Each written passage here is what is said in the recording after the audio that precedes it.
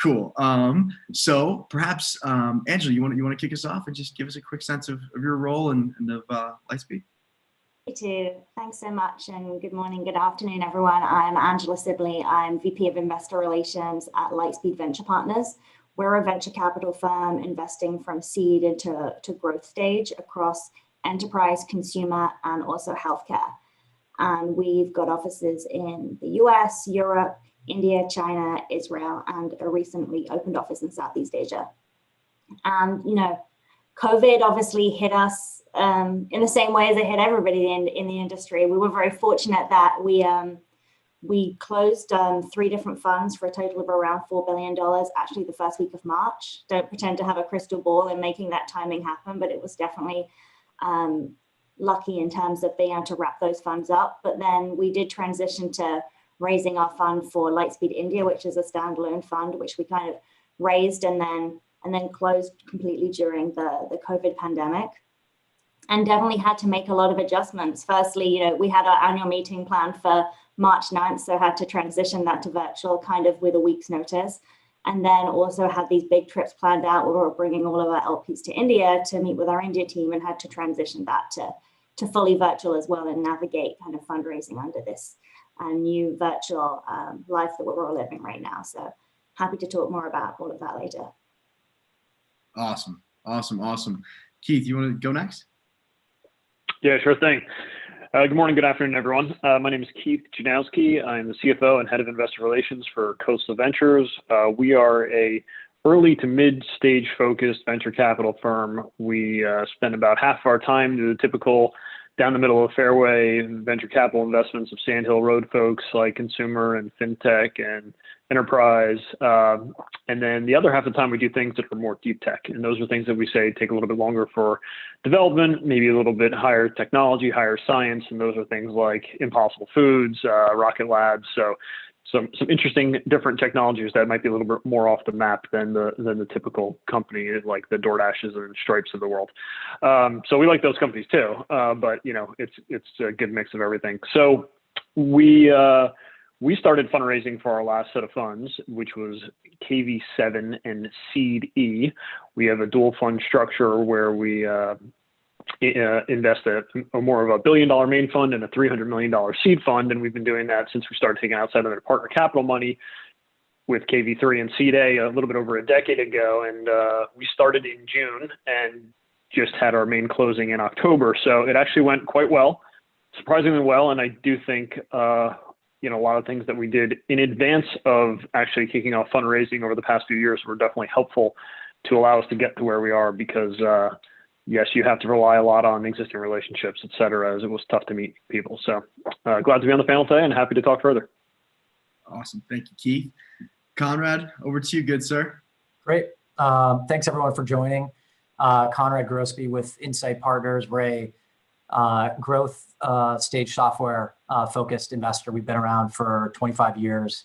We're multi-stage in the sense that we do nothing pre-revenue, but early growth all the way up to leverage buyouts and invest in more mature software businesses.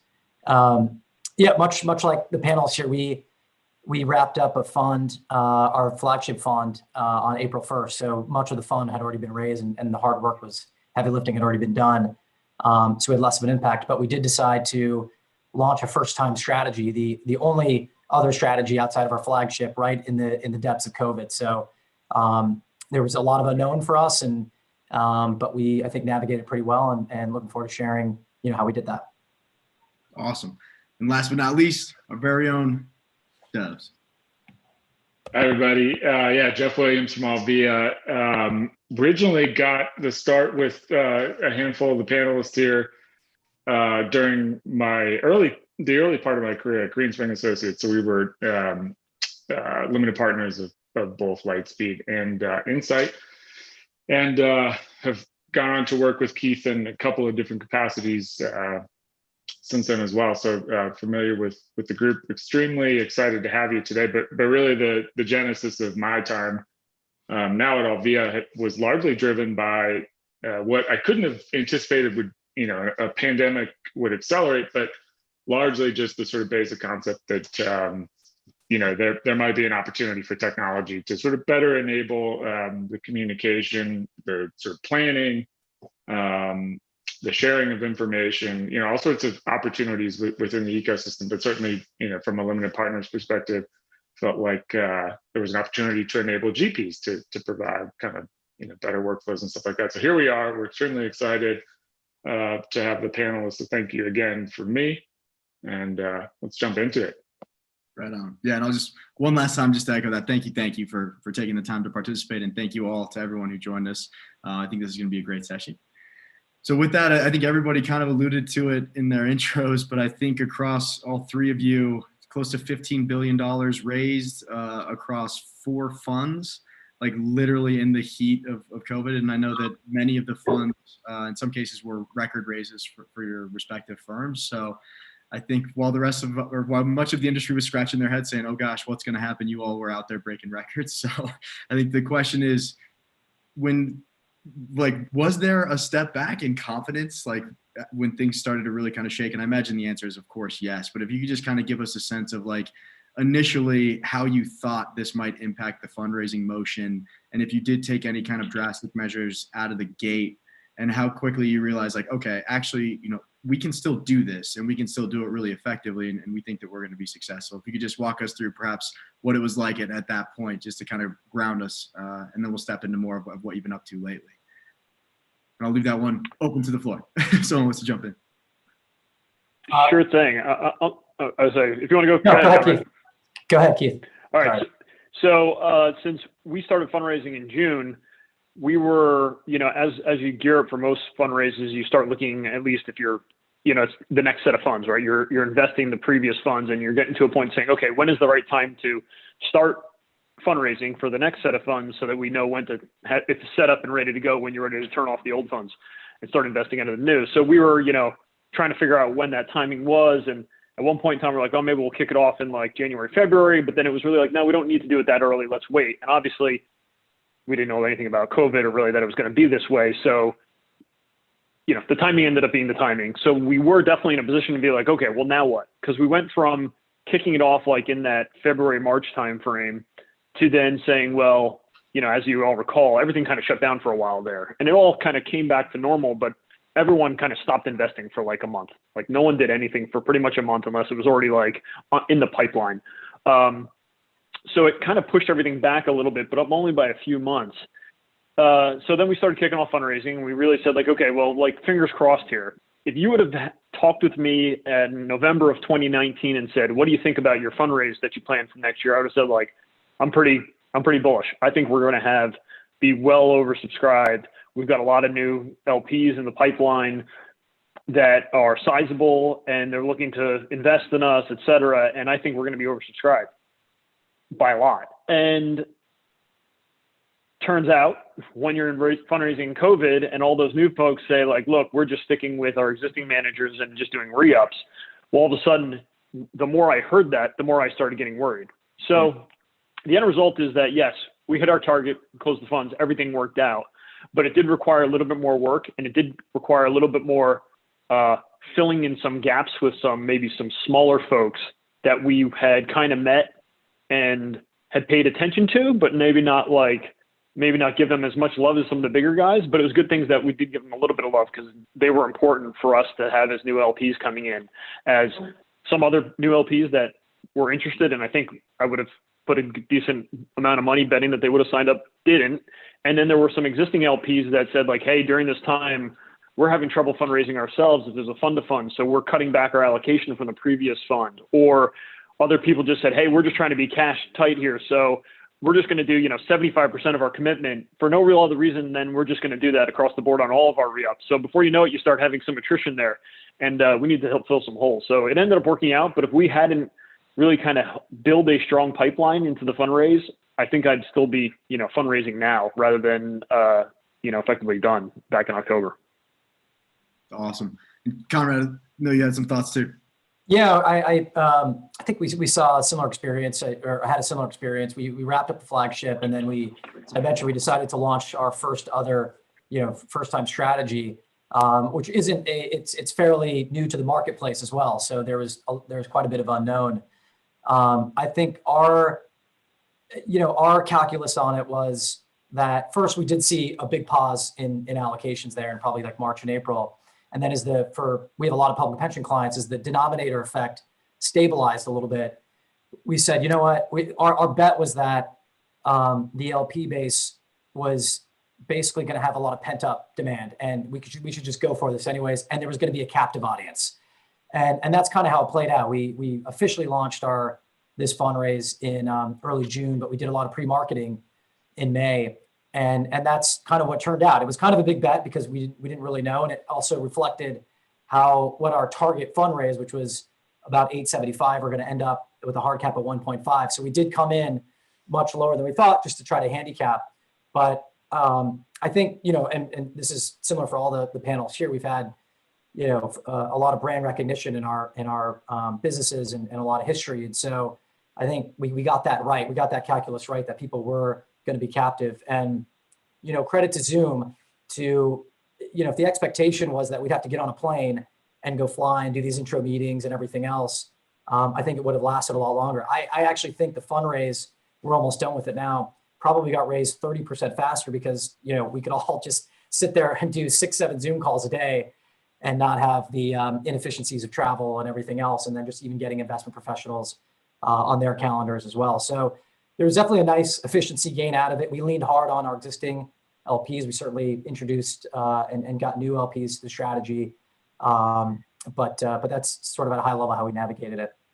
Yeah, I'd just jump in quickly as well, and just to add to Conrad's point, that I think that there's definitely some ways that, moving to this virtual world has been a lot more efficient. Like prior to COVID, we were planning to get all of our LPs on a plane to India and spend a lot of time on the ground with our team and some of our portfolio companies. But when we shifted to virtual, we were actually able to get our LPs in front of more of our portfolio company CEOs, just because we weren't limited by travel schedules or exact days. So we could do also a few different sessions across multiple days, which kind of helps with the fatigue of how much information can you really take in one day. So we were able to break it up a bit more easily. But I would say the limitation is that venture and fundraising is at its core a relationship business. Like that's behind everything that we do. So the challenge has been continuing to find ways to cultivate more natural relationships. And I mean, Zoom is great. I think we've all adjusted to it, but I think going forward,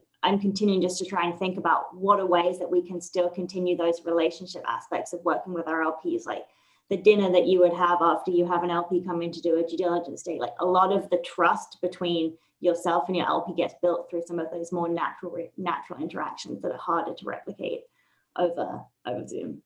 For sure. Yeah. I just want to follow up on Andrew's point. That's really good. And something that I thought was, and I'm sure everybody experienced this too, but I think for us, like BDIR people, just being accustomed to the type of relationship building you get when you do it in person, the one surprise for me was how I think everybody thought doing Zoom was going to be completely impersonal and you wouldn't be able to develop relationships. But I think in some weird ways, seeing where people live, like what their house looks like, what kind of casual clothes they wear, their kids Zoom bomb in, there is some odd relationship building that can actually happen. We have new LPs that, for example, that came into our fund and who we've never met. I'm sure Angela and Keith probably had the same. And you do like your 15th Zoom call with them over the fundraise, and you know a lot about them. Like looking at Jeff's background here, and last time I spoke with him, he had like 9 guitars on the ground. So little things like that. I think if you embrace it, it can work for you. It's obviously not a substitute to having dinner and having that kind of connection, but there were some nice unexpected, oddities in that sense. For sure. And in terms of, I feel the need to defend the guitar point. I can play them. They're hot. Yeah, I play them. They're not rented. No, but I think that's something super interesting there. I mean, it almost felt like it was sort of what the world needed a little bit, was sort of, some gravity to like, hey, we're all just, sort of humans and stuff.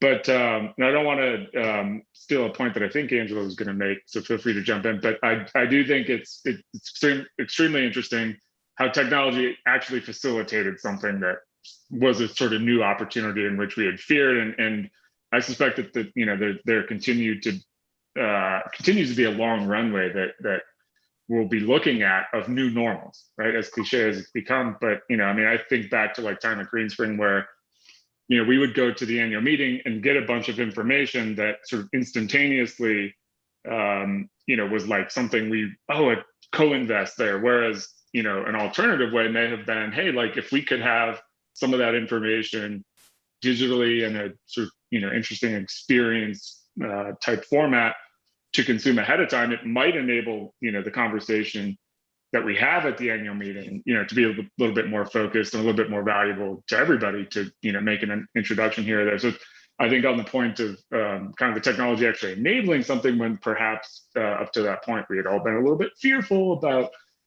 stuff like that, we were finally just forced, we had no choice, but I think it's opened an interesting door. Yeah, I totally agree. And I think across the board, across so many industries, COVID has just accelerated the trends that were already kind of starting to play out. And I'd say that the fundraising investor relations world is no different. I think two things I would say is that previously, at least in my world, I don't know about the other panelists, but I would either be normally meeting an LP in person or speaking by phone over a conference call. And the like cultural norm of connecting a lot by Zoom just wasn't really there, which I think is, Zoom is far better than just a phone call because you get to have much more personal interaction. You can read the body language. So I'd say that cultural norm has been totally shifted. And I think even after hopefully we're all back again in person, I'm sure we'll be doing a lot more video connection versus phone calls. The second piece is, to your point, Jeff, is that when you're fundraising, I think that there was already this trend to like push out a lot more data to LPs and analysis to put it in LPs' hands to allow them to better slice and dice your performance data. And when you're not, meeting in person for these long diligence sessions, I think getting that information in LPs' hands ahead of time and letting them do the work on their own is where we were going anyway. But I think this period has accelerated that trend. For sure. And on that topic, and it's actually funny, coincidentally, no joke, Zoom has a big presence here in Denver. And I was on a run this morning and there was a gentleman wearing a t-shirt that said COVID brought to you by Zoom. I was like, well done. A little tongue in cheek there. I'm not sure you could wear that one in their office, but on that topic, Dubs, like just if you could comment, like in terms, I think obviously this was like the first rapid piece of technology adoption, right? Where all of a sudden households were forced to connect with parents and grandparents on Zoom, and it became like this household staple and a new medium for connectivity that was embraced almost overnight. In terms of like the patterns that you were seeing, Dobbs, in terms of your interactions with IR teams and fundraising leaders, like what was the shift in their priority in terms of like, okay, we're scrambling, Zoom is helping us a lot.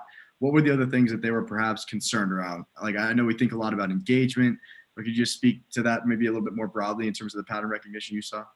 Yeah, for sure. Well, not everybody is as fortunate as these three to sort of, have had the experience that they did, or to have the brands and the track records and what have you.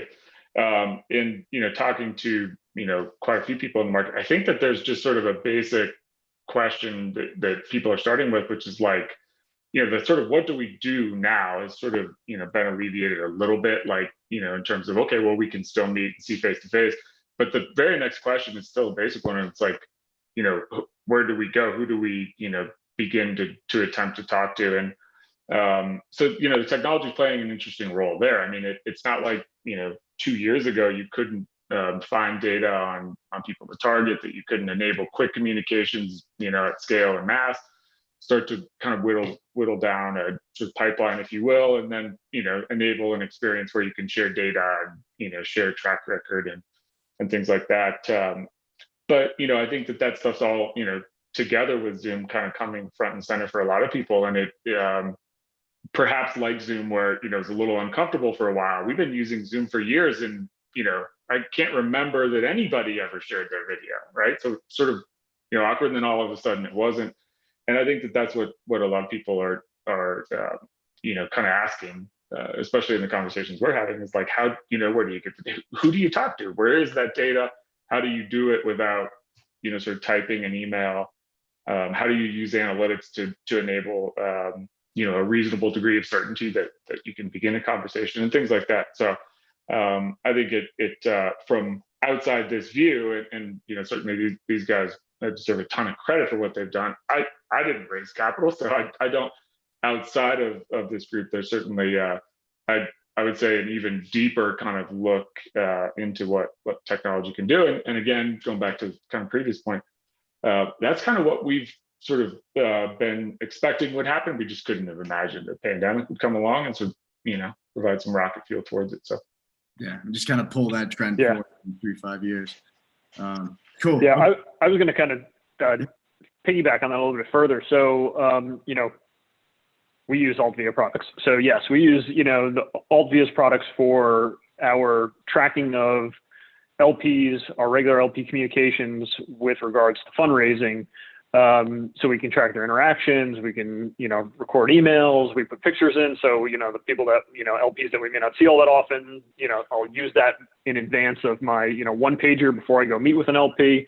Those are much more, call it, useful because my, assistant would hand it to me as I walked from conference room to conference room, right? And I'd be able to say like, okay, yeah, there's Mary, there's Jane, there's Jim, there's Bob, whomever, right? And that's what they look like again. So when I walk in the room, I'm not staring at 4 people and saying like, oh geez, which one's which again.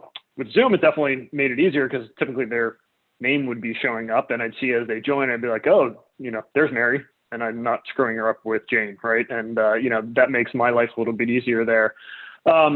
We also use ShareSecure as our portal for our documents. And, that part I think has worked well in the past, and it worked again this time. It's a system that a lot of other folks use as well. So, it's great when no one ever complains about your technology, right? I remember, call it 15 years ago when we started having more like accounting systems and things like that. I'd have LPs complain to me and be like, you're not using this system, you're using that system. Well, now I need to have another login. Well, I've yet to have anyone complain to me about having ShareSecure and having a login. They're all like, great, I've already got a login and it's easy. So I can just, log on and get going again and have this data. So that works always well for us. One thing that I guess, has been a bit of it took us a little bit of time with regards to technology. And this is maybe a tip for some of the folks that are fundraising now or about to go out fundraising is, in the past, the way that we would typically handle meetings with limited partners, particularly if it was one of those ones where they're like, hey, we're coming in and we want to meet with a bunch of, investing partners. I would usually do more of like a 2 to 3 hour session, right? And I would kind of sit there in the meeting and be the like hand holder. So if, someone's late, I would handle the conversation. If someone had to leave early before the next person came in, I would be there. I'd pretty much run the meeting, but people would pop in. And there would always be some overlap, but it was much more natural. With the Zoom meeting, it was a little bit harder to do that. We did it a couple times, but it wasn't until it was a little bit after the fact when I was setting up meetings to be like, okay, we're going to do like a 1 to 2 hour meeting. And next thing you know, you'd have all these partners on the call just sitting there while one person spoke the entire time. And there was definitely some awkwardness there where they'd be like, oh, and Bob, you want to comment on this too? And then Bob would be like, obviously working on his email and doing other things because he's just sitting there in a meeting, which is what most people do, right? You're like, oh, now it's my turn. Like, I had no idea what we were just talking about, but yes, of course, I'll turn on. Remind me what was the question again? So that part's definitely, if you're just going to now start fundraising and you haven't experienced that yet, definitely try to figure out like maybe a better plan where you're saying like, look, we have a 10 a.m. meeting and it's going to noon. From 10 to 10:30 is Bob. From 10:30 to 11 is Mary. And like, Mary, it'd be great if you join at 10:25. That way, if Bob is ending sooner, you can hop in and you'll understand what's going on a little bit, but then let Bob drop off.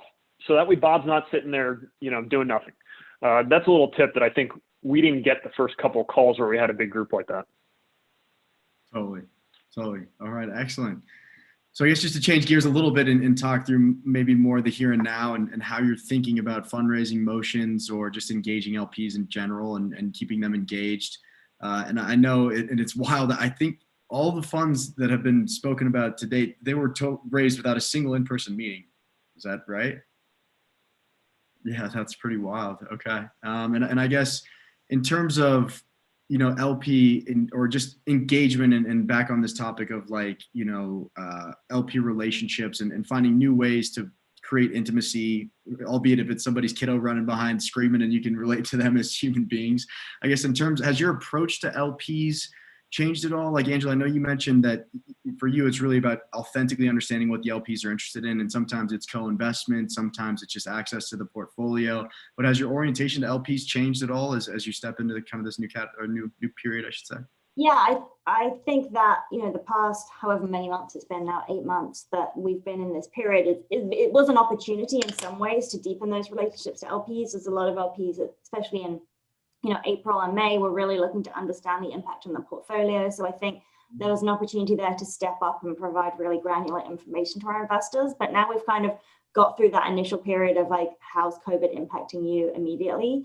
It's more just now about, the work I'm doing is really to understand for each of our LPs, what can we do as a GP to add value to their firm over and above, obviously, just providing strong returns. So that's very different for different groups of LPs. Some, as you mentioned, are interested in co-investment. Some want access to the innovation coming out of our early stage portfolio for use within their own organization. Some of our LPs are in the healthcare space, want access to some of like the healthcare investments that we're making. So it's really just trying to kind of segment the LP base of where we can really add value to them, whether it's data or access to portfolio companies or research, or just spending more time with our investment team and getting inside their brains. So what I'm working on is just really kind of, and the AltVia and tools that we use in CRM are powerful in this too, to really be able to segment our LP base so we can meet them at a level that adds most value to them.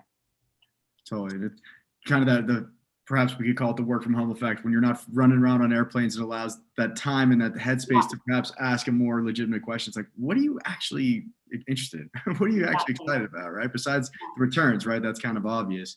Okay, cool. And in terms of— I was just going to add, sorry to interrupt, I was just going to add one thing, even coming from a longtime LP of Lightspeed, and a firm that is largely known for being very analytical and what have you with the co-investment program. I think that's this huge opportunity. I mean, that's what gets me excited. There tends to be this fear of like, oh no, sort of, I can relate to it, right? Like the GP, well, what are they, what might they find in the data? And I think that the LPs are coming from the perspective of like, we want to kind of find opportunities and do it, in an analytical way. And, it largely leads to everybody sort of suffering a little bit as a result. And ultimately, kind of more importantly, probably the relationship, it's not being harmed, but I think that there's a missed opportunity, right? In the sense of like, okay, I'm going to ask for the data anyway. And then you're going to sort of, kind of struggle to coordinate it and all that stuff. And I think that we saw a little bit of this with Lightspeed over the summer. I mean, being very proactive about offering, some of the track record data that historically, everybody shares anyway, but, in a sort of new kind of visual way, with analytics and maps and things like that. It's an amazing opportunity for LPs to sort of go, oh, this is amazing, right? And actually get right to the point to have a meaningful conversation sooner and without all of the fuss of sort of fumbling and taking 3 weeks to scramble to kind of coordinate that data. So certainly requires some prep, but the opportunity that gets created in the experience with LPs is amazing and probably opens up a door that may or may not have for a co-invest or whatever it may be. So yeah, for sure. And we always say that the risk is that they might step into something that maybe the firm or on the GP side isn't excited about disclosing, but the benefits are that when you let an LP in that way, it's like the most engaging thing ever, right? Because they can really step in and look at things and slice and dice things, and it accelerates that whole component very quickly. Well, the conversation that comes one way or the other is a good one, right? Like it's better to have that conversation than not to. It's probably going to be information that's found anyway, and people again are going to sort of scramble to provide it, and it's going to be painful for everybody. But might as well have that conversation. That's sort of, excuse me, like avoiding the sort of elephant in the room, right? Let's have the conversation. And it's not even always that, right? A lot of times it's the sort of glass half full of, oh, interesting. The interpretation of the data is interesting, especially for very, very analytical firms, may not always be what you expect. Totally. So on the topic of campaigns, and I know that like traditionally just across the industry, they were usually like geographically focused, where it's like, hey, we're going to make a trip out to Boston and kind of do a tour, do a blitz. in terms of how you're thinking about structuring fundraising efforts, and if we want to label that as campaigns, I guess, could you share a little bit about your thinking now, like how you're organizing LPs into cohorts, or how you're perhaps segmenting existing LPs from potential new LPs, and how you're actually going to market, and how you're creating efficiency in that process? Yeah, I'll take a stab at that one. I think everybody has figured out that the golden goose is your existing LP base, and we've relied on that through COVID to, for support on new strategies and things like that.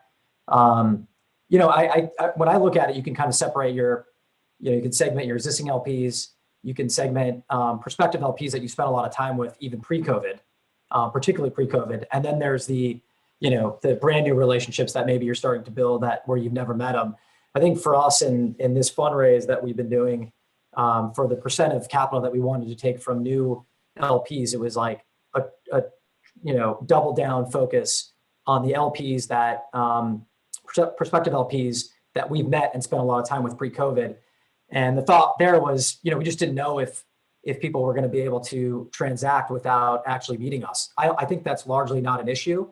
But I still think that from a technical standpoint, it's not an issue. But from a practical standpoint, I do think that LPs will look to probably try to transact with GPs that they've been hanging around the hoop. And so we've really had a big focus there, and we've converted on that. So it's worked out nice. Eventually, we're going to have to refresh that front end of the pipeline with newer LPs. But the way our fundraise is sequenced out, we won't have to start raising until another year at least. So that's sort of our strategy behind existing versus new. Nice. Anybody else want to comment? I think for us, so we've just kind of wrapped up fundraising. So similar to Conrad, we're not going to be back into the market anytime, relatively soon. But for us, it's just been focusing on how can we efficiently provide updates of communication and transparency to our LPs. And obviously there's the regular annual meeting, but outside of that, like what more can we do to start building those relationships outside of a fundraising period? There's often turnover at LPs, so a lot of the time it's like refreshing new relationships with new coverage people. That's a little bit more challenging during COVID, when typically we would prioritize an in-person meeting. But for me, it's just been, even yesterday we did a big LP update call out that we wouldn't typically do, but we're like trying to just do more broad calls for all the LPs to get together, kind of an hour and a half deep dive on the portfolio and firm and updates, kind of like a mini annual meeting a few times a year. And then, to the point where we were talking about earlier of like meeting LPs where they want to get value from us, we've started to try and do more kind of small events. So we did an event about a month or two ago just around co-investment. So we're like, let's bring, our 10 portfolio companies that are the most likely candidates for co-investment over the next 6 to 12 months. And let's get our LPs that love co-investment. Let's get everybody in a room. Let's do a 2.5-hour deep session where they can hear from our CEOs and really start to do their own work and form their own opinion, so that when we have a live co-investment, this isn't the first time our LPs that might be looking to co-invest with us are, trying to really do a deep analysis of that company. So that was something that worked well. So we're just trying to do more things like that, I would say, in between the fundraising period to help grow and maintain the relationships. I think the challenge is, frankly, that I don't have the answer for this one, but what's the right format to do that? There's all these, huge amount of investment going in all these virtual conference and virtual events company. They're a bit more slick than Zoom. So we've been playing around with a few of them just to try and have more of an experience online that can be a bit different and something that can kind of stand out when we're all spending so much of every day on Zoom. So that's what we're kind of working on now, is like, what's the most effective format?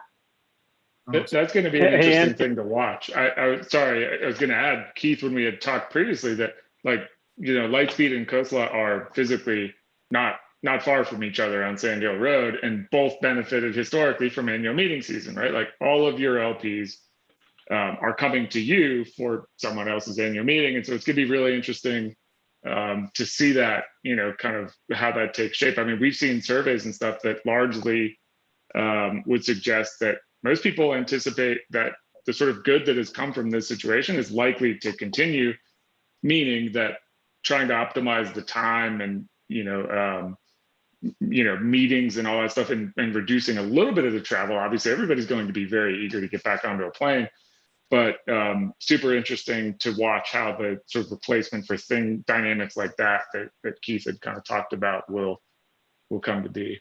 Yeah, and I was just saying, Keith, Yeah. you think about for Fund 7, I think you're probably thinking about the most out of the group. Yeah, no, and I was going to ask, Angela, when you did, I have to assume on your virtual event where you did the co-investment thing, there was a lot of interaction with the LPs, but we've yet to do a virtual, call it annual meeting.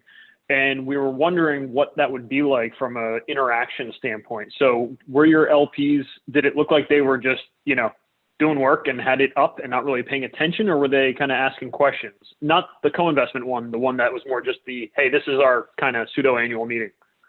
Yeah, that was more just of a one-way communication. Like people were like typing chat questions in, but we didn't do it fully interactively. There's been a few companies that I've seen that are doing more of these like breakout rooms where you can have different groups of LPs meet, breakout with like different subject matter experts or investment professionals. That's something I'm thinking about. But yeah, it's finding that way to do the two-way communication effectively that I don't think anybody's quite cracked that in a way that's natural. Yeah, as far as I've seen. Yeah, I mean, it's interesting when you have an in-person annual meeting, right? You're doing your presentation, right? And then there's interaction and you're able to, somewhat control to a degree certain conversations. And if you're like, oh, geez, XYZ LP is talking to that other LP, and I really didn't want them to talk because for whatever reason, you can go interject and kind of save the day. But if you did some type of breakout room, one, you could definitely purposely keep them from being in the same breakout room. So that would be a good thing. But if somehow they connected and now you're trying to like interject in a virtually with, trying to mute them or something like that, might be a little tougher to handle. I was more interested in just the general interaction. So if we did something like that, would it pretty much just be us presenting for an hour and talking and really, like you said, one-way communication and then like, all right, thanks for everyone for coming, see you again soon. Or if there'd be a little bit more of an open communication type of format. So that's good to hear. Interesting. And good to hear that there's some companies, I'm going to pick your brain after you've talked to some of them and see which ones are popping up to the best that might be good for virtual help with virtual conferences. Keith, if it's helpful and to the audience as well, we just had our annual meeting and we sent a survey out, and I can tell you where we got positive marks on format and things like that. But what came back the most positive was, and this is kind of just general, but just kept it short. We were right under 3 hours. I think, and within that 3 hours, I think it's key to make sure that you have pace in the meeting. You have to keep the meeting going forward. I think that's probably one of the biggest setbacks and ways to lose LP's attention. So we kept it on a very fast pace. In some cases, it felt like maybe we didn't even do a topic justice that we were presenting on, but we just took this, the main focus was on the pace. And then I think getting the right mix of depth and content, that you can't go deep on everything. And so you have to just pick where you want to go deep and make sure that that sort of balances out with the content that you want to put. And for example, we didn't do this, but we were thinking about doing it, which was to put a pre-record, the individual company updates, because once you layer that on, you're looking at like 6 hours or something. Nobody wants that. I mean, I can't imagine any LP that wants to sit in front of Zoom or any human being that's going to tolerate it. And so you can kind of bifurcate those two. And then the last part was just we just went live and we had Q&A. I think we had 3 Q&A breaks just to kind of, keep things sort of refreshed in that sense. And we took the questions right there, were answered there. And I think that was helpful. We used a wide variety of speakers for it. The survey came back, I think it was 91% were satisfied.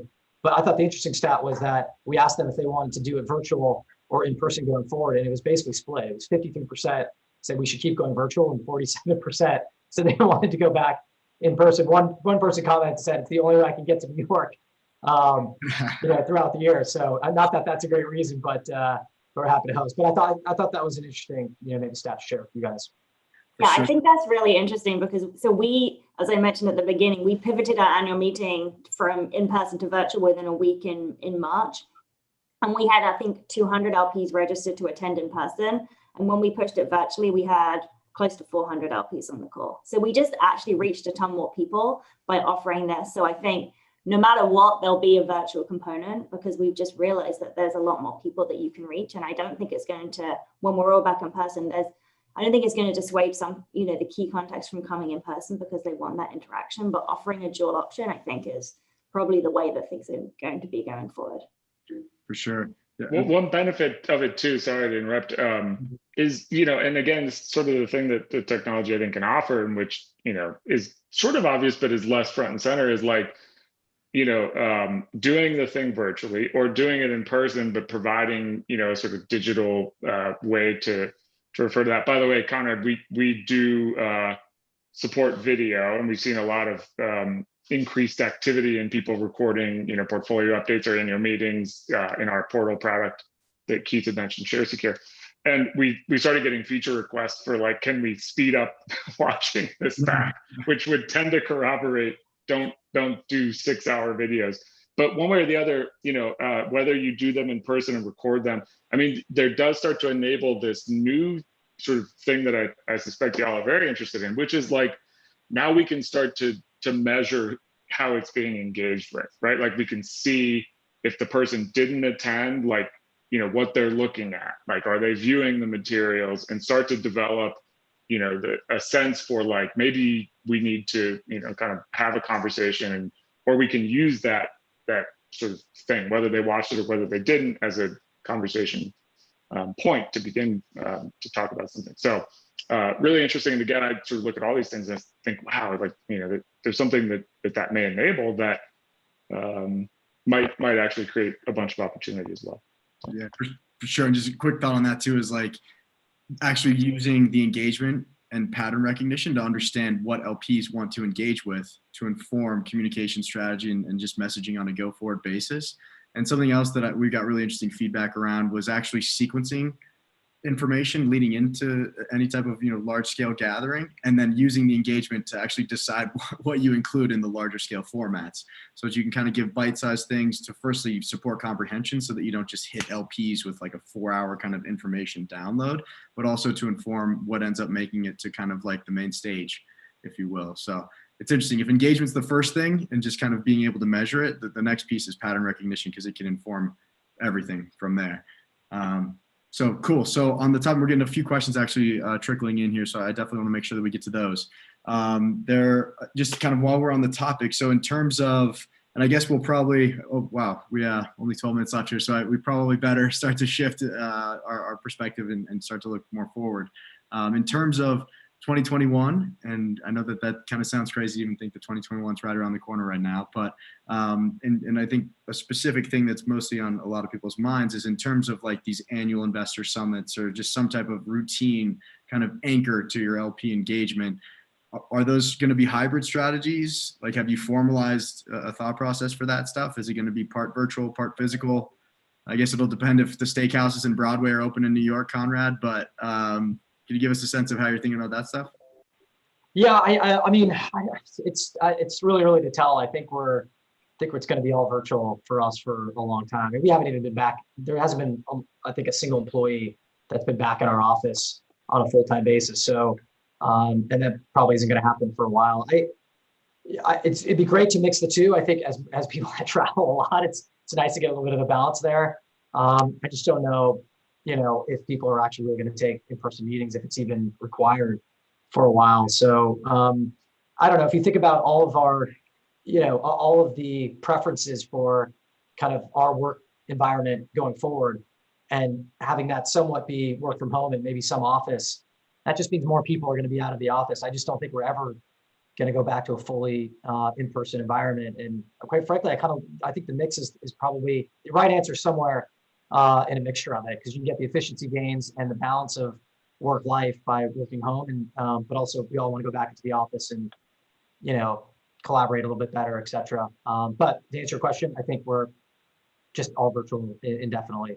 I was going to say, at best case, could be, what was it, 53% virtual, 47% physical.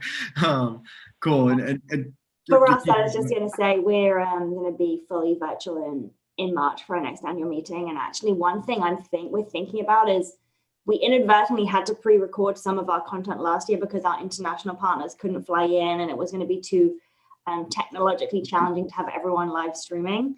But whether we can actually pre-record portions, but in a way with like super slick production to make it really engaging and actually just kind of upgrade the level of the content we're able to put out through kind of pre-recording some of it in kind of a innovative way. So that's what's on my mind right now.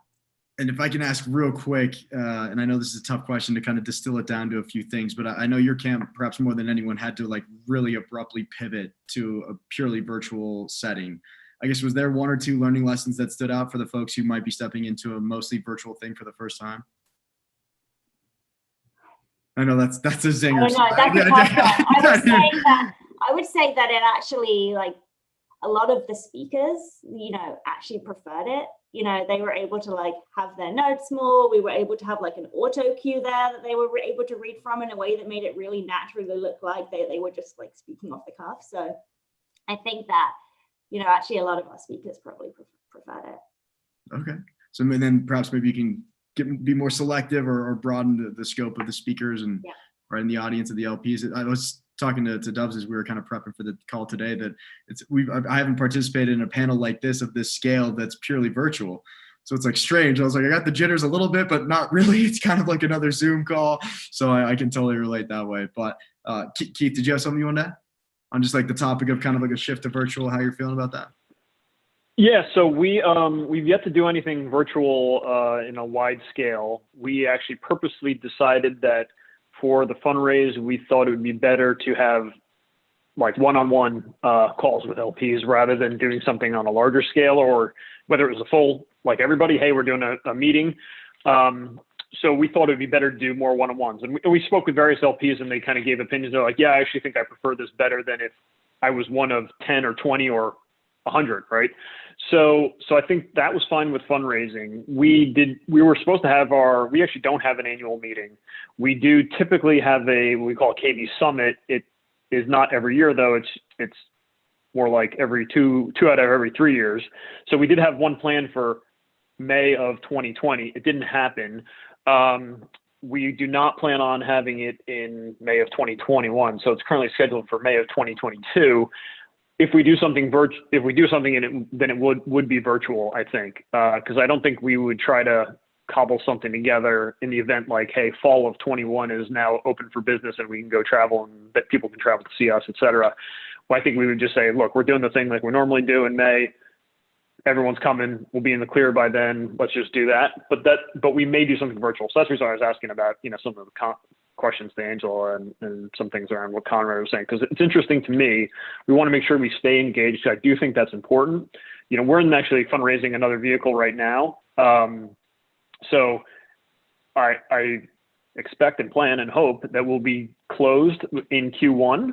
So, there's not call it like a need necessarily to have something that as like a promotional item, but I do think staying engaged with your LPs is extremely important. And that's what we, have touched on in the past. And, before I joined COSA, I used AltVia and ShareSecure at my old firm, TCV. And when I came to COSA, I saw that we needed to kind of up our systems and do a better job of actually tracking LPs and understand what they're looking at and all those things. So that's why I installed AltVia and ShareSecure at COSA, and it's been hugely beneficial. And it's beneficial to make sure you stay engaged, keeps your notes of what you've had, ensures you have good conversations with people of what you spoke about last time and the things that they're interested in.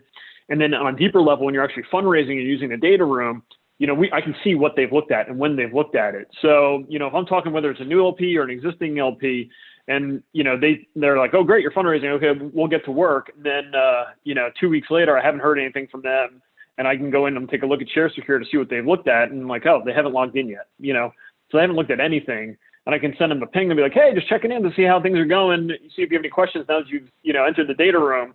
I immediately usually see some level of now they're in there and they're working away on stuff. So it allows me to kind of keep track of them, help guide them throughout the process a little bit, and make sure I kind of can crack the whip on them a little bit if they're falling behind, or if they like get my email and then really like still don't engage. Well, now I kind of have a feeling like, maybe they're not that interested this time around if they're new or if they're existing, or maybe this new LP that I thought might be a lead is not. So all that little insight is helpful to see, like, where should I spend more time on, and who should I really concentrate on to make sure that I hit my numbers for my close.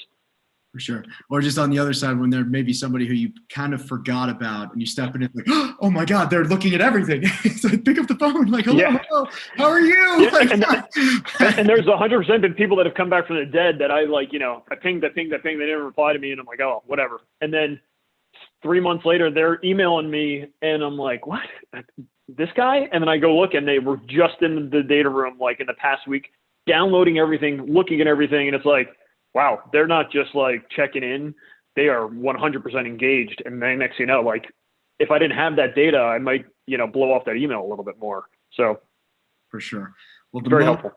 Moment of truth here, because we only have a few minutes left. If we could go around the bend, and I guess I know this is a tough ask too, but if you could just distill down, one piece of advice, one thing that you think would be extraordinarily useful for the audience, a silver bullet, if you will.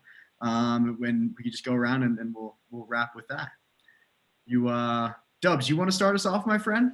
I will, yeah, because I'll go back to a point that Keith made. I mean, he mentioned how with our portal product, ShareSecure, that they rarely hear from LPs forgetting passwords, and we were actually really kind of taken aback when we first launched that product, and the GP customers were like, well, we're not really hearing anything.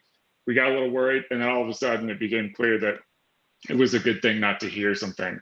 And so the point that I want to make is it's a relationship business that's never going to change, but there's an amazing opportunity for technology to play a role here, in an elegant, sort of pleasant experience for LPs and for prospects. Obviously provides leverage and allows you to do more with less for your internal operations. But I think, in the consumer world, we live it, especially in financial services, amazing opportunity to kind of have a wow moment, sharing information, sharing data, take advantage of it. Awesome. We'll just go around my little Zoom pane here. Conrad, you want to jump in? Sure. I don't know if I have a silver bullet, but I think as I'm just looking back and where we've had some success, and like with the general philosophy of, we sat down and before this fundraise, and as a group, we just kind of collectively said, I think this is a time where you can be really rewarded for just trying new stuff. The environment is very fluid, and nobody really knows what's going to happen. And we're still in that environment. We could be shut down here pretty shortly, and there could be a vaccine shortly after that. We just don't know. But I think where we've taken chances on things, trying new things, whether it be small things like we all did a bunch of Zoom happy hours, but even trying little variations of that, all the way to, I'm sure, what Andrew was doing on the, just the interesting content, being spread across the LP base. And I don't think you lose if you try something new, even if it doesn't work out. And I think the appetite for LPs to get something different, they're just more open to it. So you could have some outsized outcomes in terms of trying stuff new. Where I think if you look in the past when we were just, it was the same thing over and over. You didn't really take as much chances as you think you did when times were normal, where you can actually take them now and see a bigger result. So I know that's not specific, but one can think about their own business and their own budgets and their own this and that, and try things around. And I think it's definitely rewarding. It's like things are weird. Try something weird. It's either going to work or no one will notice. Just like, oh, that was kind of weird. But Angela, you want to jump in? Yeah, I would just say from my side is really just to take the time to cultivate and develop really authentic personal relationships. I think that 2020 has definitely actually provided an opportunity to do that.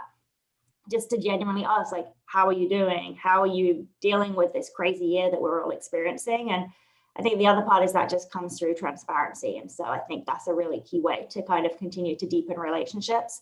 And I think that even if you've got, a strong re-up rate from your existing LPs, you never know like what's in the future. So it's always good to just, when you might need help from an LP in the future. So it's always good to invest in those whenever you can. Awesome. Last but not least, Keith. Yeah, I would say the management of, assuming that we're going to be doing this virtual thing for a while, at least still for a little bit longer here. As I touched on before, kind of the management of the meeting virtually is very important. And one of those things is like, so myself and our COO, a lot of times we'll tag team a lot of meetings here. And I noticed when there were occasions, like, to be honest, yesterday I had some internet issues, so I was just dialing into calls. We definitely had some fits and starts versus working together with like the way that we would present. So normally, like, I'll say something, then he'll piggyback on. But when you're in a video, you can see when like he's going to start talking, so you know when to kind of shut up, and vice versa. But if I'm just on the phone, we had a couple times where it was like, oh, okay, you go ahead. No, all right, now you go ahead. And it definitely just led to a bit of like an awkward like conversation instead of it being more of a smooth meeting. And I encourage that of the, you know, like your general partners that are going to be joining the call as well. My experience is a lot of them put this as like a secondary thing. So they'll, you know, end up doing it while they're, you know, hopping into a Starbucks to grab a coffee, and they're kind of like, you hear the background noise while they're moving around and all this other stuff. So definitely encourage them to like sit at a desk, don't be moving around, don't have your laptop on your couch with the video staring up at your nostrils, you know, brush your hair that day, get a haircut, you know, things like that. Try to be as like it's a real meeting in the office as much as possible, and it'll come out much smoother, much more professional. I think we're all willing to accept like, hey, I'm wearing a t-shirt to a meeting. That's cool because I'm sitting in my, you know, house rather than in the office. But there's not really, I think we're past the point of like, this is new for us. We should all be kind of seasoned pros at having a virtual meeting via video. Awesome advice. Awesome advice. Cool. So with that, that is officially wrapped. To the panelists, Keith, Angela, Conrad, you all rock. Doves, my man, thank you, sir. Thank you all. Nicole, thank you so much for your help in just getting everything coordinated. To all the attendees, you all rock. I guess my silver bullet, and I didn't even plan this, might be a little not great, but join the next one. Preferred return. I think this is the start of something cool. I think just the traction that we got right out of the gate shows that there's a huge appetite for this type of thought leadership, and that this is a big community of folks that want to help each other be better every day. And so this is the first of many, and we're super committed on the Altvia side to continue to provide this or be a conduit for it. So stay tuned. In terms of next steps, we have a survey that'll be going out. We're totally eager for feedback. Again, early days here, so we want to iterate as much as we can and get better. And then hit us up, Doves and myself, if there's an opportunity for us to be helpful on the topic of technology and how it can support fundraising motions, and perhaps the whole digital transformation process to get you to a place where you can be a little bit more nimble in these business conditions. And with that, thank you all. Have an outstanding day. Have an outstanding weekend. And we'll